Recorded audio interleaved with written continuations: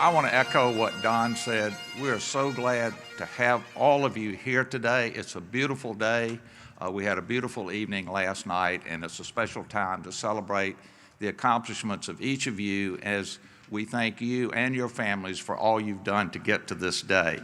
This is the 137th graduation at PC, and to say that it's unusual is probably an understatement. It doesn't make it, though, any less special. In fact, I would argue to you, you may not agree, but that it's going to be memorable. Years from now, you will be able to share with your families and others what you experienced at your graduation. You know, all this is caused by external events that we have no control over. All of us, including me, would like to be here to hug you, to shake your hand, and I will shake your hand if you want when you come up to get your diploma. I've got gloves and everything on, so I think I'm protected, but I hope we can do that. But we all want to do that, but we just can't do that because of the circumstances that we're in at this point in time. As Don mentioned, it is an unusual time, and we've had to enact unusual restrictions on campus, which is important that each of you follow today as your own campus. I know they're not natural, they're not normal, but they're important. We want to protect the health and safety of those here, as well as our students who have finished their 7th week of class here on campus. We want them to finish on campus so the same thing doesn't happen to them that happened to you during the course of the year. So please adhere to these guidelines, which again are not normal, over the weekend and all you say and do. We have limits on where you can go, on the size of gatherings, on masks, on social distancing, on sanitizing. So please do that for the benefit of all of those who are here. And we're counting on you and know that you will follow through and do that while you're here. Having given you all the rules, let me move and make a couple of comments today about you and about PC. You know, today is a special day for Phyllis and I, because it's really our last graduation that we'll get to celebrate and have the privilege to celebrate here at PC. And while there have been some sadness in coming to today, the happiness far outweighs it. And it's because of our ability to have engaged with you over the last 5.5 years. Each of you has enriched our lives, changed our lives. And that will go with us forever. And we're forever thankful to you for that. So thank you for all you have allowed us to do in getting in and being a part of your life and being a part of your growth and development. It's been a great learning and enriching time for both of us. As you've heard me say on many occasions, all we do at PC is really centered around our mission. And we have continued to adhere to our mission, and as you walk across the stage today, I would encourage you to remember these key words of our mission, which is our commitment to develop within the context of the Christian faith the mental, physical, moral, and spiritual capacities of each of you in order to prepare you for a lifetime of personal and vocational fulfillment and responsible contribution to your communities and to the world communities. Now, while we find ourselves in a turbulent and uncertain time, we have stayed true to our mission and held steadfast in our commitment to prepare you to be successful in the world that you will be entering, because our world needs you more than ever today. You're going into a world in which you will be on a daily basis surrounded by and working with people who are in many ways different than you, in many different ways. We should not be afraid of our differences, but should embrace and recognize that they enrich our lives.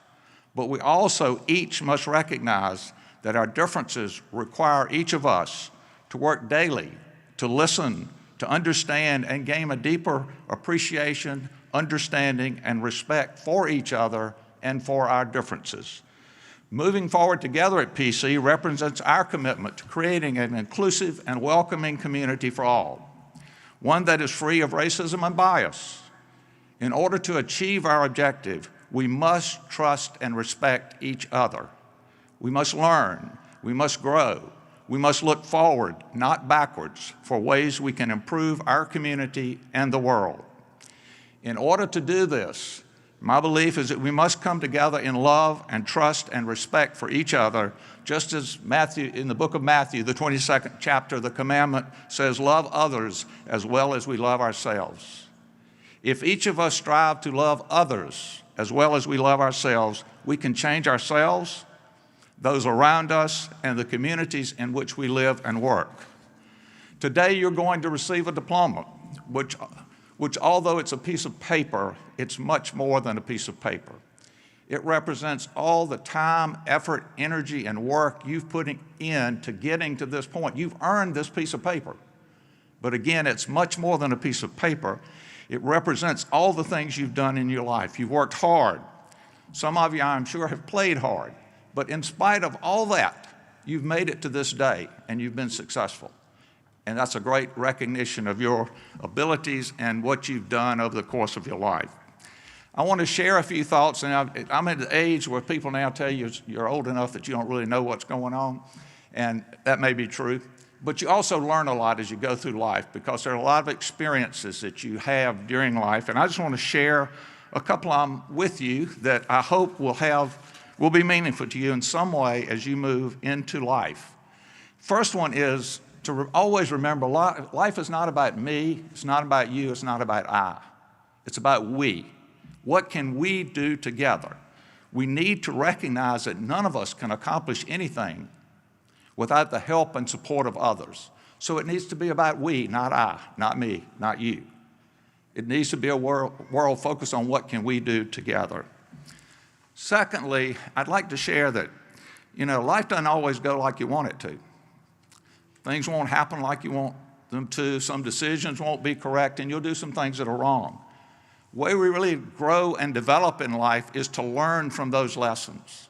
Learn and grow and be better as a result of our shortcomings. And I'd also say, when you have those shortcomings, if something goes wrong, if you do something wrong or something happens, own it.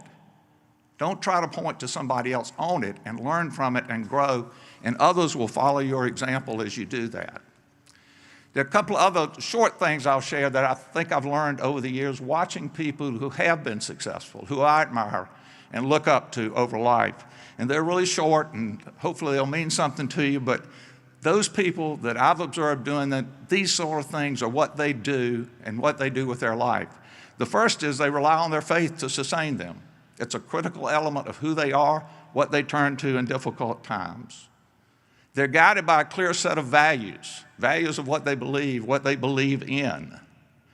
They treat others, especially those who they disagree with, who are different, or who are different, with respect, dignity, trust, love, and understanding.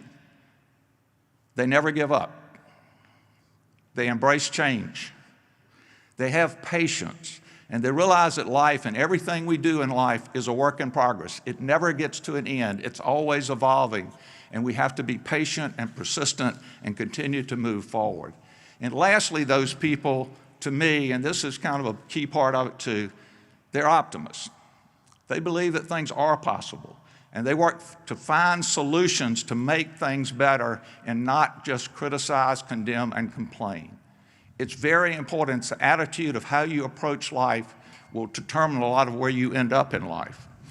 And if you think about all these things I've shared with you, it really goes back to PC's motto, while we live, we serve.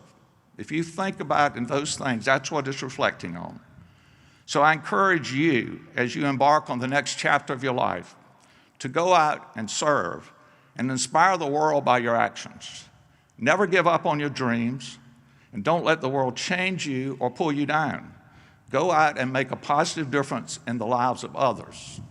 And in closing, there's one comment that I want to make, and if you weren't at baccalaureate last night, it was a very nice event, and our speaker, Dr. Laura Conrad, closed with reading. She didn't sing, and I'm not going to sing either. She closed reading a hymn or song that's really special to me. It's called Here I Am, Lord. And I told her after the event that I'd actually played that at my house as I walked out the door to come over here, which was a real coincidence. I didn't know what she was going to say. But I heard a song a couple of months ago that was really meaningful to me. It's not a religious song, although it has some connotations, that I really think is worth sharing. because it opened my eyes, and I hope it will mean something to you. And the song was titled, Once in a Lifetime. And the chorus line of that song is, every day is once in a lifetime. Now just think about that for a minute. Today will never happen again. It's once in your lifetime it's going to happen. We need to think about that. I encourage you to think about that and to embrace each day with thanksgiving, hope, trust, love, and commitment to make the most of that day. Considering not just what you do for yourself, but what are you going to do for others? What are you going to do for the world to make it better?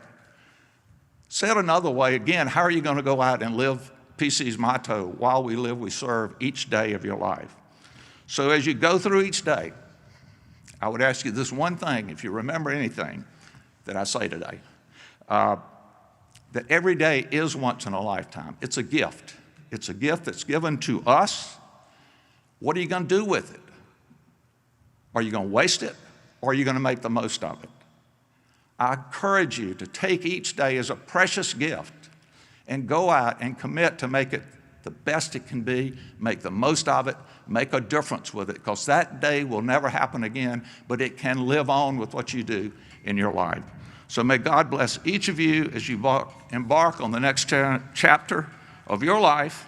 And on behalf of Phyllis and I want to thank you for all you have done for us and given to us over our years here. So thank you.